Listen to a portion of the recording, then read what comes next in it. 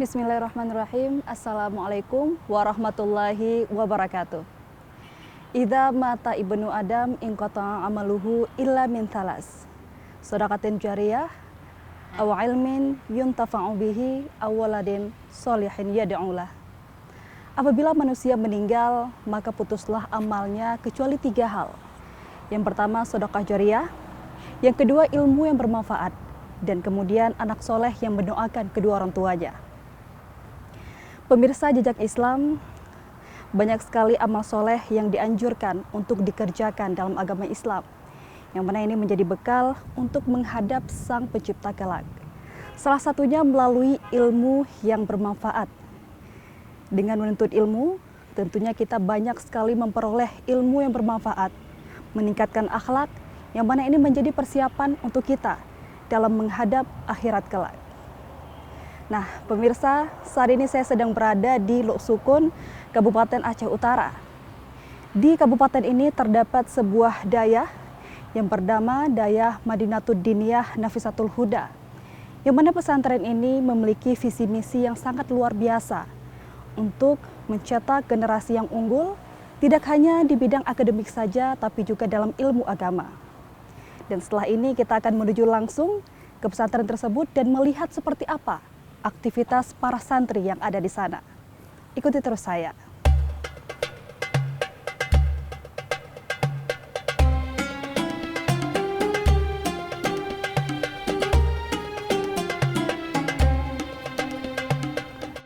Dari tahun ke tahun, Dayah sebagai lembaga pendidikan keagamaan yang masih eksis di Aceh terus mengalami perkembangan dan pertumbuhan, terutama untuk menyikapi berbagai perubahan zaman sehingga dapat mempertahankan eksistensinya sebagai institusi pendidikan pencetak kader ulama.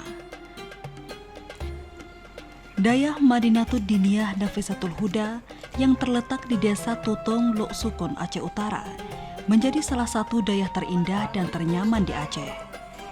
Dayah ini juga dikenal dengan sebutan Dayah Madinah atau Ma'had Tahfidzul Quran dan Hadis. Dayah ini diresmikan pada tahun 2017 dan merupakan dayah yang mengutamakan akidah, adab, ilmu, dan amal guna mencetak generasi bangsa berkualitas yang berakhlakul karimah. Dayah ini mendidik para santri untuk menghafal Al-Quran. Santri-santri yang masuk ke dayah ini merupakan santri terpilih yang berkualitas. Sebagian besar dari mereka merupakan warga kurang mampu. Hal tersebut juga sejalan dengan tujuan pesantren untuk membantu pendidikan warga setempat. Keberadaan dayah ini sangat diharapkan dapat membentuk generasi Qurani yang berakhlak mulia dan unggul dalam ilmu pengetahuan, kokoh dalam mengembangkan kehidupan yang berdasarkan ajaran Islam dengan faham Ahlus Sunnah wal Jamaah sesuai dengan visi dan misi dayah ini.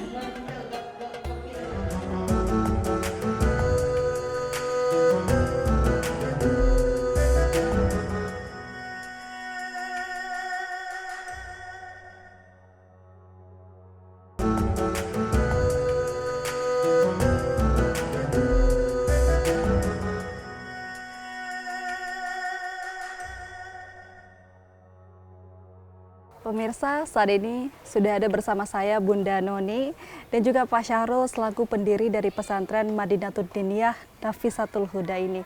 Ya, Pak Syahrul, tadi saya sudah melihat-lihat juga sekitar pesantren, suasana di sini seperti apa, dan memang ini berbeda dengan pesantren-pesantren lainnya. Mungkin bisa diceritakan sedikit awal mula berdirinya pesantren ini, termotivasi dari mana?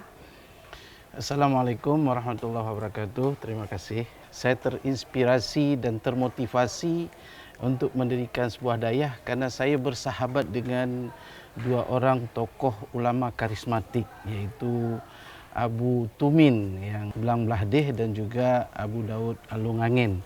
Beliau dah seperti orang tua saya dan beliau selalu berkunjung ke rumah saya dan saya juga berkunjung tempat beliau. Motivasi saya begini sebenarnya. Saya melihat beliau ya seorang tokoh ulama, punya pesantren yang disebut dayah di Aceh ya. Pesantren yang begitu hebat, muridnya yang begitu banyak. Saya berpikir saya mencemburui Abu, saya bilang dengan Abu. Kenapa? Abu ya seorang ulama, muridnya begitu banyak, jadi penerusnya luar biasa. Lepas tu Abu hari-hari dapat pahala yang luar biasa, saya bilang kan. Tentu sekali ini satu modal atau satu bekal untuk menuju hari akhirat nanti yang luar biasa. Setelah Abu wafat pun Abu akan dapat mengalir pahala yang begitu banyak. Itu kecemburuan saya terhadap kehidupan Abu hari ini. Jadi Abu terus mengatakan, ya kamu pun ndak kurang lebihnya kalau kamu mau, katanya. Jadi maunya gimana? Kamu terus berdagang, berusaha sebagai seorang businessman, cari duit banyak-banyak, bangunkan dayah, katanya. Tolong di mana yang kita diperlukan. Jadi saya melihat luar biasa pahalanya yang abu-abu yang para ulama ni dapatkan di saat beliau ada di atas bumi ini, ya. Dia punya dayah, punya pesantren, punya anak didik yang luar biasa, dan anak didiknya adalah semua calon-calon ulama yang penerus, estafet selanjutnya, ya. Jadi tentu sekali Abu ni akan mendapat pahala yang luar biasa walaupun beliau sudah wafat nantinya, karena muridnya akan mengajar, muridnya wafat, akan ada murid lagi, sehingga tak terputus aliran pahalanya ke beliau walaupun beliau sudah wafat. Baik Pak Syahrul, ini kita berbicara tentang dayah sendiri. Tentunya setiap dayah ya ingin melahirkan generasi yang berkualitas dan juga berakhlakul karimah. Dan mungkin dari Pak Syahrul sendiri, ini ingin menghasilkan generasi seperti apa? Alhamdulillah, saya punya angan-angan yang sangat menggunung, ya. Ibarat pungguk merindukan bulan sebenarnya. Harapan saya untuk anak-anak didik di dayah Madinatul Diniyah Nafisatul Huda ini, tentu sekali yang kita harapkan adalah merupakan modal insan masyarakat ke depan. Mereka tentu sekali kita harapkan menjadi kader-kader ulama yang punya ilmu dan berakhlak tinggi. Itu yang harapan menggunung saya, sehingga kader yang kita utamakan di dayah Madinah adalah dari segi kualitinya, bukan kuantiti. Tentu sekali karena keterbatasan kemampuan saya hari ini, penerimaan murid pun cuma 30 orang setahun. 30 orang 30 orang setahun. Jadi kita betul-betul kita menginginkan pelajar-pelajar yang cerdas, seperti yang saya katakan, yang paling penting di antara yang terpenting adalah punya akhlak yang mulia, dan saya harapkan anak-anak ini dari segi ilmuannya, dari segi kealimannya, mestilah seiring dengan akhlak yang tinggi. Jadi saya tidak mau, saya selalu berpesan pada santri yang ada di sini, saya pesan pada beliau, tiada makna ilmu kamu setinggi langit kalau kamu punya akhlak adalah hanya di bumi, saya bilang. Tetapi bagaimana? Mestilah akhlak kamu lebih hebat, lebih mulia daripada ilmu yang kamu miliki. InsyaAllah ilmu yang ada kamu dapat pergunakan buat diri kamu, masyarakat, agama dan bangsa. Nah ini Pak Syahrul, jika kita lihat santrinya sendiri, ini semuanya kan merupakan laki-laki. Nah apakah ada rencana ke depannya juga akan ada santriwati? Ya, ini pertanyaan yang saya inginkan sebenarnya, supaya saya dapat doa yang banyak dari luar sana, agar cita-cita saya dapat tercapai. Dulunya kita membangunkan satu madrasah yang kita dapat, hendaknya kita tampung santri dan santriwati. Jadi dengan keterbatasan dana yang saya ada, alhamdulillah kita sudah dapat selesaikan satu tempat belajar untuk santri yang lelaki. Santriwati baru kita buat pembebasan tanah dari masyarakat, baru kita beli tanahnya di masyarakat di sebelah ujung sana. Dan alhamdulillah kalau memang dimurahkan rezeki, dipanjangkan umur, mungkin tahun ke depan kita akan bangun satu lagi madrasah khusus untuk wanita. Baik, pasti kita harapkan, kita doakan juga ya agar pesantren Madinah ini bisa terus berkembang untuk kemudian bisa melahirkan generasi-generasi penerus bangsa yang berkualitas dan juga berakhlakul karimah.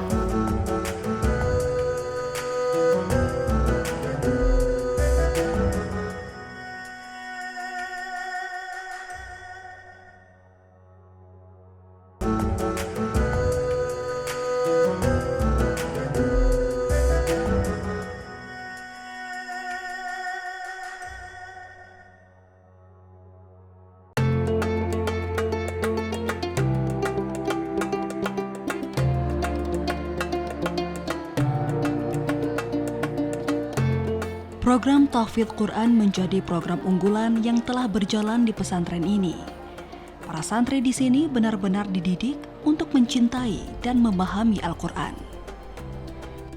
Di samping itu, mereka juga mengadopsi berbagai ilmu agama, layaknya dayah lainnya seperti ilmu akidah, tauhid, fikih, dan tasawuf.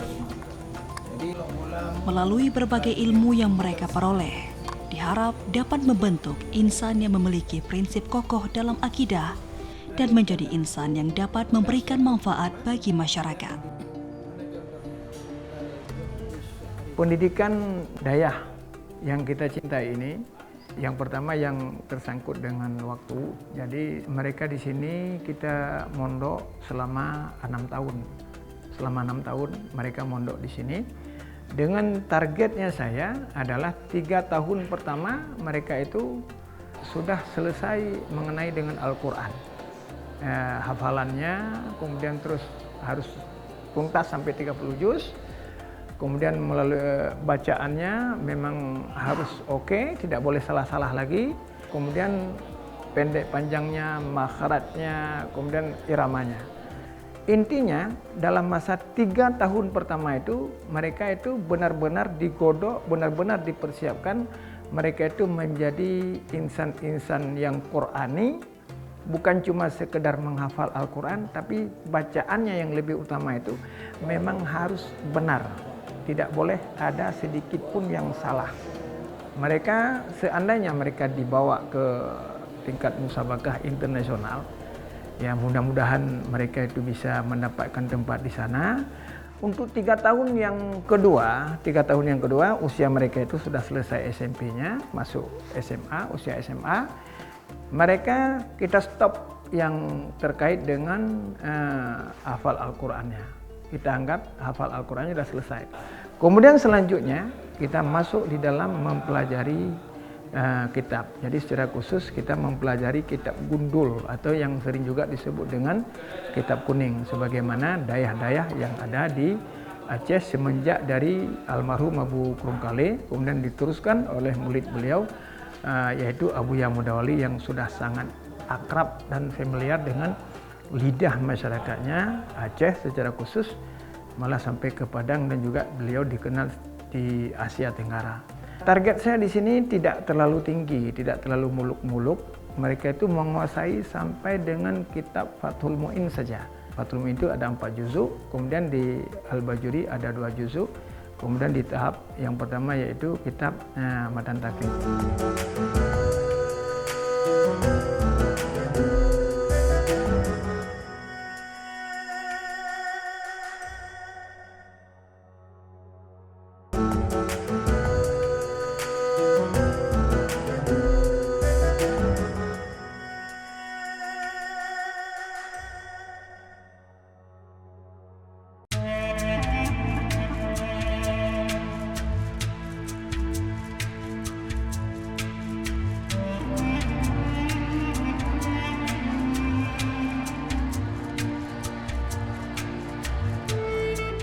Meski usia dayah ini terbilang masih sangat muda untuk sebuah lembaga pendidikan, dayah ini telah berhasil mendidik para santrinya untuk menghatam hafalan Al-Quran 30 juz.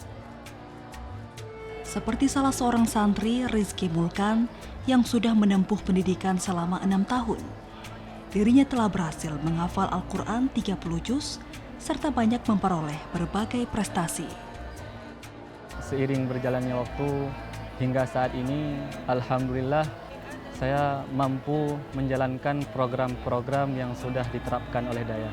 Dan karena itu, saya sangat berterima kasih kepada orang tua, yaitu yang sudah mensupport saya dari belakang, dan kepada guru-guru dan juga kawan-kawan. Dan alhamdulillah, selama saya mondok di sini 6 tahun, banyak prestasi-prestasi yang sudah saya dapatkan dan pengalaman-pengalaman dari guru saya, yaitu salah satunya alhamdulillah saya sudah mampu mengkhatamkan Al-Quran 30 juz dalam jangka waktu 2 tahun 3 bulan kurang lebih.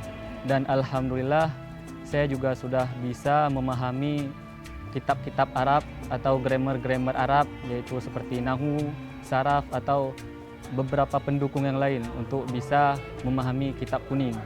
Dan alhamdulillah saya hingga saat ini banyak mendapatkan kesan atau pengalaman-pengalaman dari guru saya dan juga kawan-kawan saya. Dan semua itu juga berkat guru dan kawan yang selalu mendoakan saya, yang selalu menyemangati saya. Untuk SMA-nya, di samping mereka itu memelihara hafalan Qur'annya, mereka itu akan mempelajari ilmu-ilmu yang telah ditetapkan oleh ulama-ulama di Aceh, yaitu ilmu yang mereka pelajari secara umum dayah-dayah atau pondok-pondok secara umum di Jawa, yaitu di NU. Dan kami juga mengadopsi pelajaran-pelajaran yang ada di semua pondok di Aceh atau di dayah di Aceh, termasuk yang pertama secara umum adalah ilmu akidah, ilmu tauhid, dan ilmu fikih, dan ilmu tasawuf. Dengan 3 ilmu ini kami terapkan berbagai macam disiplin ilmu. Pertama sekali adalah mengenai akidah sesuai dengan Ahlussunnah wal Jamaah, yaitu mengikuti metode Imam Asy'ari dan Al-Maturidi. Dan kalau ilmu fikihnya sesuai dengan arahan ulama-ulama di Aceh, guru-guru besar kami, yaitu bermazhab Syafi'i. Dan ilmu tasawuf juga banyak kami pelajari dari kitab-kitab Imam Ghazali dan turunannya. Mudah-mudahan dengan 3 kitab ini anak-anak akan terbentuk berbagai macam ilmu dalam prinsip kehidupannya. Yang pertama, berakidah yang terpetunjuk dan kokoh dalam berprinsip, tidak akan berganti keyakinannya dengan berbagai macam syubhat atau gangguan-gangguan tentang akidah, tentang i'tikad. Yang kedua, dengan bermadhab Syafi'i, mudah-mudahan mereka itu bisa mengamalkan berbagai macam amalan-amalan, sehingga bukan saja untuk diri mereka, tapi bisa pula memberi ilmu kepada mereka yang membutuhkan, baik itu ubudiyah, muamalah, munakahah, serta jinayah. Dan ilmu tasawuf atau ilmu akhlak, mudah-mudahan mereka nanti selesai daripada mengikuti disiplin ilmu yang di dayah ini, akan terbentuk manusia-manusia yang punya ilmu, berakhlak mulia, serta punya sikap yang agung dan bisa membawa contoh kepada masyarakat secara umum. Dan kami di sini pula ada beberapa metode pengajaran. Yang pertama, kalau tahfidz Quran, itu mengikuti ada metodenya sabki, ada metodenya murajaah. Begitu pula pelajaran kitabnya, ada juga yang hafal, ada murajaahnya, ada mutalaahnya, itulah. Nah, itu berbeda antara tahfidz dan pelajaran kitabnya. Jadi secara umum dayah ini terbina atau terbentuk pendidikannya 3 unsur. Program unggulannya adalah tahfidzul Quran dan bisa menguasai kitab-kitab kuning atau kitab gundul dengan berbagai macam kitab-kitab alatnya. Dan mudah-mudahan nanti diharapkan generasi yang kita cetak di sini mampu berkarya di dunia dan pula bisa mengembangkan ilmu akhirat.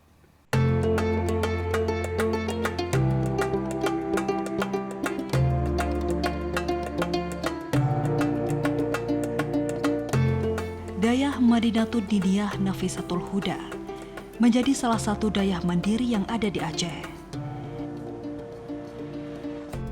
Di samping tugasnya dalam membentuk generasi yang paham akan agama, dayah ini juga memiliki beberapa usaha yang hasilnya dimanfaatkan untuk memenuhi seluruh kebutuhan operasional dayah. Keberadaan dayah tidak hanya berkontribusi dalam penguatan literasi keagamaan, tapi juga dapat membantu mengembangkan ekonomi masyarakat. Melalui usaha yang dijalankan tersebut, masyarakat tak hanya sekedar berbelanja, tapi juga sekaligus bisa beramal.